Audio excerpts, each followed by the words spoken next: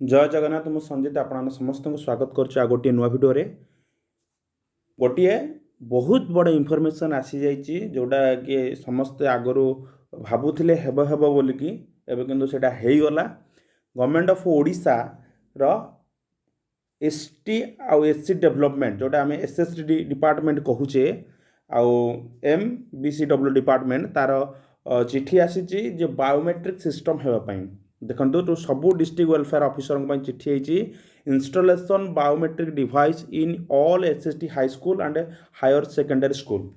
तो ए जो माने भी SSD डिपार्टमेंट चाकरी कर माने ठीक टाइम रे बर्तमान इन टाइम स्कूल जावा पड़ो एवं आपन को बायोमेट्रिक देकी स्कूल आसला बेलू फिंगरप्रिंट देकी आसा पड़ो।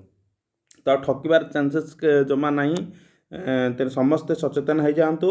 देखु ए लिखाई both teaching and non teaching staff माने से attendance ensure attendance both teaching and non teaching staff जे इफेक्टिव फंक्शनिंग ऑफ स्कूल माने स्कूल और हॉस्टल लागू हो गला जे बहु बयस टीचिंग स्टाफ सहित नॉन टीचिंग स्टाफ जो रोचे से लागू है एवं date of issue of this letter माने 2 मास भितर विदिन 2 मंथ्स 2 मास भितर इंस्टॉल करने फंड रिलीज हो जाए आउ 2 मास भितर से समस्ते स्कूल रे बायोमेट्रिक इंस्टॉलेशन करेंगे।